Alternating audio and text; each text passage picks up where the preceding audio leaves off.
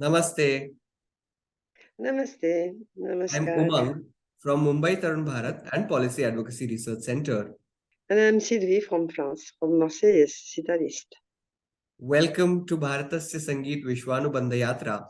It is an attempt to trace the journey of Indian classical instruments in interrelationship with world music cultures. Today, with us, we have Miss Sylvie, and she's going to talk about her journey as a sitar player. Sylvie lives in Marseille, that is France, and after a DEA in Indian studies, she dedicated to the study of Indian sitar. She studied in India with maestros during her individual stays for 2 years on Franco-Indian scholarships. She began to perform in concerts in India after creating the duo Sarge in 1991 with tabla player Laurent Gurzy. She participated in many festivals as a part of the training and gave concerts in France and abroad as well. Sylvie Heily has worked with a lot of storytellers and poets in sound illustration of their shows. Alongside her concert, Sylvie works regularly with conservatories and music schools for master classes and also offers conferences on violin making and Orientalism. She teaches the sitar in Marseille and Toulon in individual lessons. Welcome, Hiliji, and let me begin with the questions. To begin with, let me ask you, when was the first time that you were introduced to Indian classical music? It was by true friends, and I listened to some tapes in those days. Music was on tape, and I remember it was Lata Mangeshkar, Gunjuti Shanai, and Begum Akhtar. And also one tape of one Afghanese man, Sadarang, and he performed Todi very nicely in vocal. But those days, I don't know it is Todi only, Miyanki Todi. Right. I don't know, but I was very much impressed by this music. So that was my first encounter. I was not at all in the field of Orientalism. I was student in geography in university, and so there was nothing, to tell me that one day I will become a sitarist. Oh. It was not a choice, it was not a decision, it was just life has taken me there. Wow. So, did the pursuit of Indian classical music change something within you? Of course, a lot, because I was, through these German friends, in Pune, there is a lot of Sanskrit research. Many pandits are there and so on. So Max Müller-Bhavan is there and so on. So these German friends studying Sanskrit, they offer me to come for holidays. And so that's why I had to go to Pune. But those days, most of the students, they used to go to Benares, Varanasi. Right. I visited Varanasi long after, and then I saw it was so easy to be in Varanasi. But it was not easy at all in the 80s to be in Pune alone, I can tell you. Right. So I had to go through the hard way, that I had to really be completely immersed in the Indian culture. Completely immersed means I was only foreigner. Then I was studying Marathi. That was my choice, better than Hindi, because I felt like this I can communicate with people. And everybody was very happy that I speak Marathi and not That's Hindi. fantastic. I was not aware. मला माहिती नव्हतं तुम्हाला मराठी पण And now I am surveying my Marathi because I forgot a lot. So I'm Right. having classes on the net to improve my Marathi again. but I used to study very well and speak quite okay. And so Pune was in the 1980s was very very Indian city, but it was also an advantage, in fact. Right. In those days, there were concerts every night in Pune. It was very rich offer. So how and when did you discover your leaning for sitar? You started studying Indian culture, Indian languages. Yeah, because so you asked me, yes, the first question was if it has changed me a lot. Of course, because I can feel somehow I am half Indian. And sometimes I feel I'm more Indian than Indians of nowadays. Because now it's modern India, and somehow it is. I have in depth old India. It was by chance. In fact, I was a musician, but playing.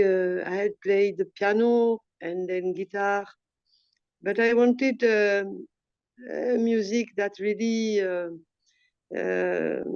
pleased me. And I used to like ethnic music also, but it was too difficult, no? Social gap, cultural gap.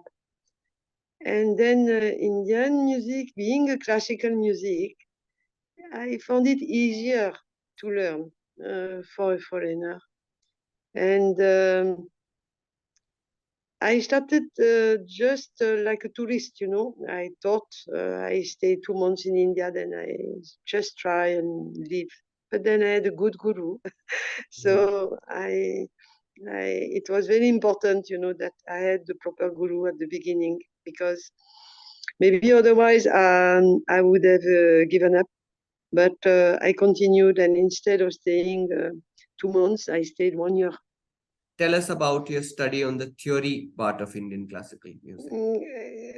See, what happened is that when you study with a guru, it is on the individual basis. And there is not much theory, but there is practice. Okay. And you just have, to practice and improve on the practice, through the practice only. Theory was not much there, in my case. Yeah, not much there. But I got good initiation and to approach the inner part of the rags. Okay. Wow. That I thank my guru for that. Indian classical music provides the ability to emote various emotions and expressions through music. What is your take on that? Well, that is what I like only. There is no other music, to know so well, about emotions. It's like very big knowledge that has been transferred from the Guru Shishya, through the Guru Shishya Parampara for 2000 years. So it's very moving. And Indian classical music has kept the strength of the origin, Yes. So it is very spiritual music. As far as they say, that Indian classical music is the easiest way to approach divinity. Wow. And also it is a very exciting music. So with the playing of the rhythm and the tabla, it's very challenging and it needs a lot of qualities. So it's very rich, Indian classical music is great. True. You said that you first heard the rag Todi, but you did not know that it was Miyagi Todi back then. And after that, you learned it and mastered it as well. So I want to ask you, over all of these years of duo Sash and as Sylvie, which is your most played raga? And what do you think that raga has given you? Once, we have to play most of the concert in the evening or night. There are not so many concerts morning or afternoon. So I have to play only this. I like morning rag, but to play in concert, I play mostly evening and night raga. So I play Bimbalas, I play Polyakarian, I play. In my Garana, we play very traditional rag, not much mix-up, Darbari, Malkans, Chandrakans, like that, so many. Right. And what has that, if you were to think, what has especially Bhim Palasi given you as a raga? When you play the rag, you have to become one with the rag, or you try to. And so raga is only expressing itself through you. And that's what now I really try, because it's only trying, It's not that you can achieve it so easily, but this is what I like now, is when I play, the rag is speaking through me. And this is very nice experience, like that. That's really your modesty, but you've been an excellent sitar player, as I've heard. So, do you perform in France as well? And how does the French audience react to Indian classical music? Very nicely, very nicely. I also praise my guru for that. Is that he has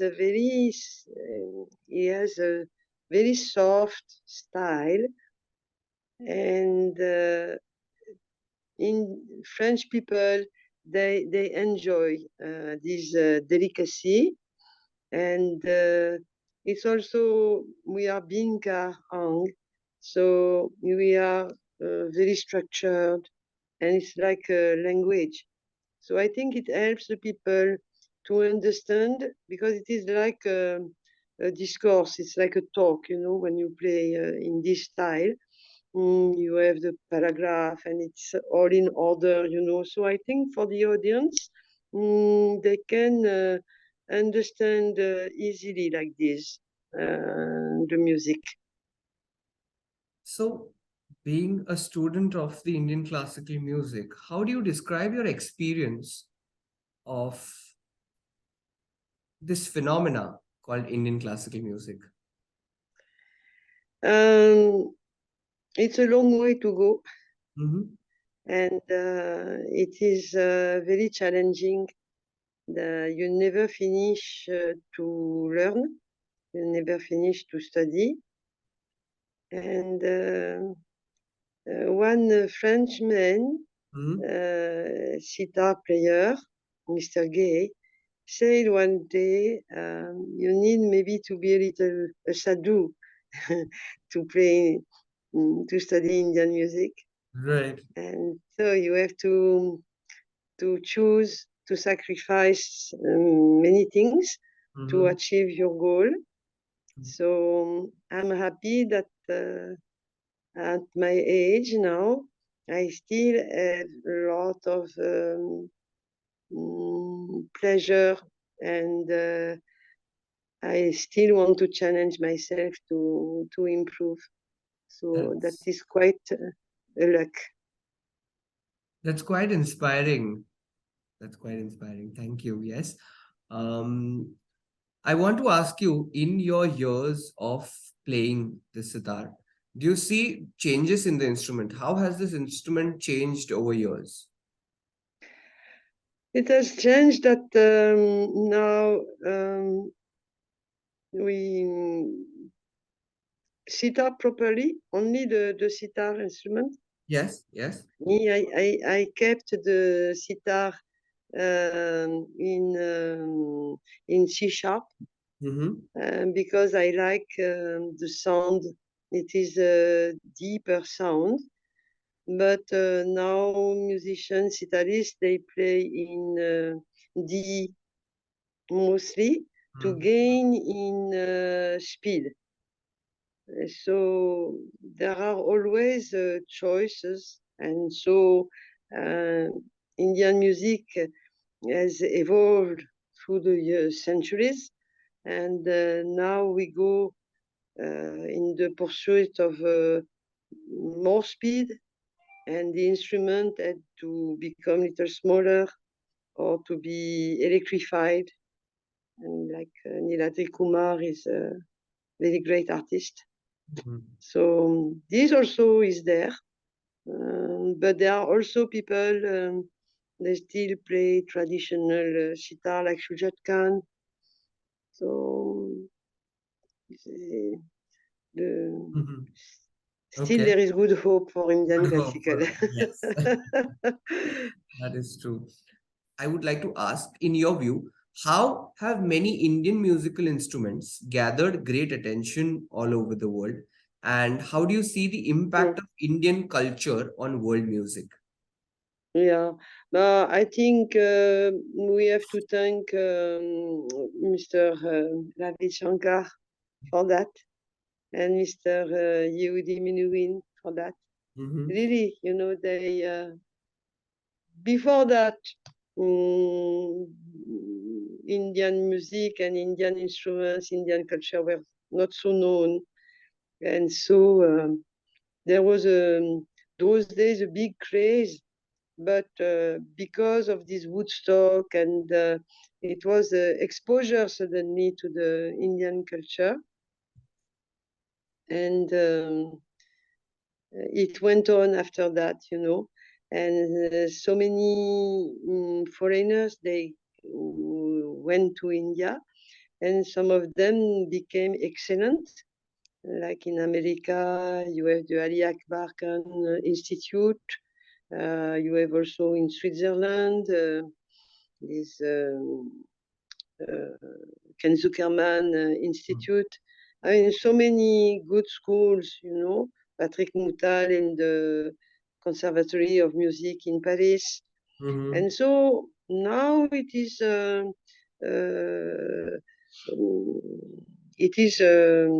well-known fact that Indian culture is great, and it is shared by many people now.